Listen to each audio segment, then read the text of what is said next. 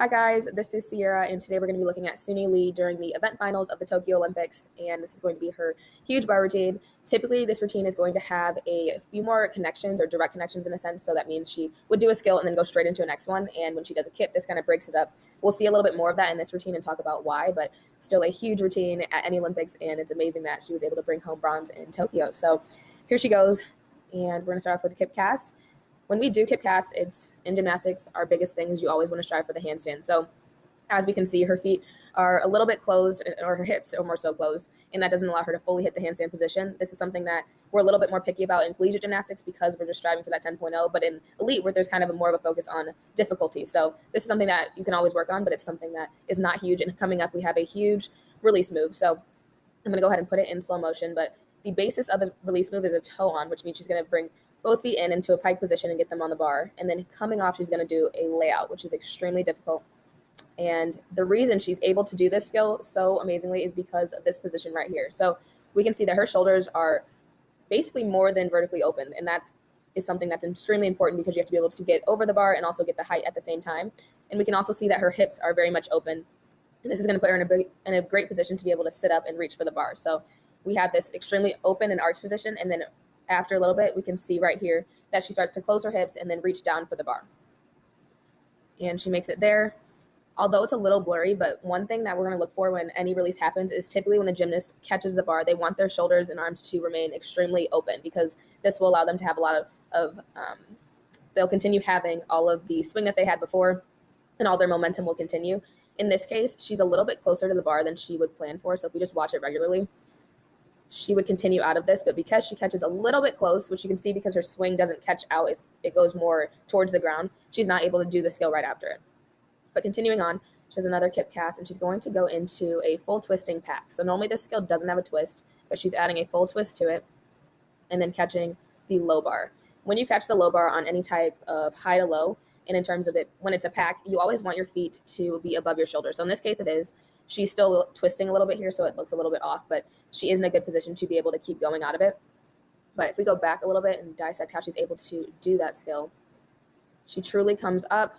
She's looking at her toes here, which is really important because when your head starts to go out, you start to arch your upper body, and then you kind of hinge your body, and it doesn't allow you to get to the low bar kind of at the right spacing. You end up either too close or too far. So here she keeps looking at her toes, and then she transitions into looking at the low bar, which is great positioning and something that you always want to look for this skill. And out of it, she's going to do another kip cast. This is a Maloney here. So she's doing the same toe hand as she was earlier when she did the laid out skill out of it. But here she's just going to go straight and go back to the high bar. So here, and this is really interesting to look at because we saw this exact positioning on the high bar, but she was doing a different skill. So we saw this positioning, but her shoulders might have been more so over here versus over here now because she knows that she's going to different locations. So with this is extremely important because she knows that she needs to be a little bit past the vertical standpoint, and that would be here, vertical in terms of where the bar is, to be able to reach the high bar. But for the other skill where she's trying to catch the same bar that she started on, she has to be more closer to this first blue mark that we see all the way on the right.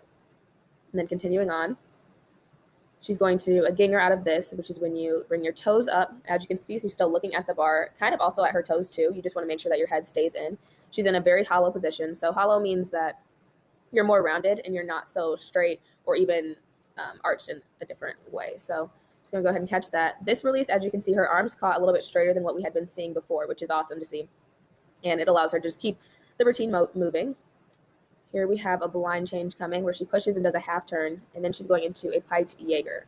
When you do a piked Jaeger, her positioning here is very impressive because her legs are bone straight, as we can see here, and she also has straight arms. And when you're doing a piked Jaeger, this skill is another difficult skill to do, but it's very difficult to always keep your knees straight and also have your arms straight. A lot of times you'll see gymnasts start to bend their elbows in, and it's kind of a way of trying to cheat the skill in a sense that when you bend your elbows, it does make you closer to the bar, so your likelihood of catching the bar is there, but at the same time, you also increase the risk of hitting your feet on the high bar, and that's something that no one wants to do. So she's extremely extended here, and that's why she's able to do this float Jaeger right there. And she's going to do a release right out of this. So this kind of high bar to low bar connection is something that we would often see more frequently in this routine. However, this routine was just slightly off, so we don't see it as often. But she catches this Jaeger, and she's going to go straight into that pack, which I talked about earlier. So when I talked about the pack, I was talking about how she did a full twist in it earlier. This time there's no full twist. She's just truly going from high bar to low bar. It's essentially just letting go and then reaching for the low bar. Something that we need to look out for here is that her back is extremely arched. So we talked about how that position is important, but with this skill, you typically want your shoulders to be closer to, let's go a little bit back farther. So there's a low bar. You typically want your shoulders to be more upright here, and then gymnasts will have their feet typically more so above them, and that allows them to continue doing the kip and everything with all of the momentum that they had before.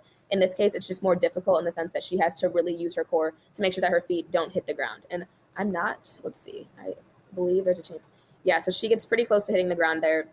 Might actually hit it, and that can be a deduction, so that's something you want to avoid. But going on, she's going to do the Maloney skill that we saw earlier, but this time with a half twist. So how she does this here, she gets her feet on. She has to throw similar to how she did on the last one, but we can see here that she does start the twist. And when you're doing this, you always want to see her feet are a little bit separate. That's something you want to look separated, but that's something that you want to look out for. But when the skill is really in fast motion, it's something that's it can be easy to hide in a sense. But she goes up and then she has to reach up for the high bar. So it's definitely a skill where you stay super rounded and then you have to reach up in order to get the full swing. I think here's a good representation of how she caught with beautifully straight arms here. That is something that allows her to just continue this routine really, really smoothly. And here we have a dismount coming up. She's going to do a blind full. So that was that blind skill that we saw earlier, but she's going to do another half twist. And then we have a full twisting double tuck right here. She brings her knees up and then she starts twisting right away. A lot of times gymnasts might wait a little bit longer before they begin the twist, and this might give them a little bit more rotation. And we can also see that her legs are cowboyed in a sense. That's a term that we use in gymnastics, just meaning that your knees or your ankles aren't all the way together. She's going to come in and she brings her chest up and her head is in a good position.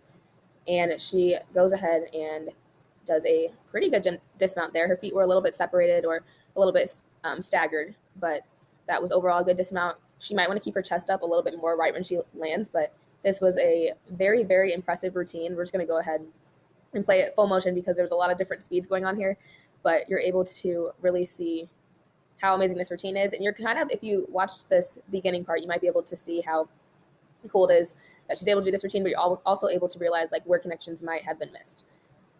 But here we go with the laid out. Typically we go out of that, but not in this case. We have the full twisting back right there. Her handstands got much better as the routine progressed, which is super impressive. Just gonna go and do a Ginger. Pass, and then we have this blind Jaeger coming here. So that was a beautiful blind, no hesitation. Beautiful Jaeger. Went into the pack. That was a little bit rushed, which made her hit her feet. And great Maloney half right there. And blind full. And we have a giant, and then going into the dismount here. So just chest a little bit up, tiny hop, but great routine. I enjoyed going through this today with you guys. Let me know if there's any questions afterward. Thanks.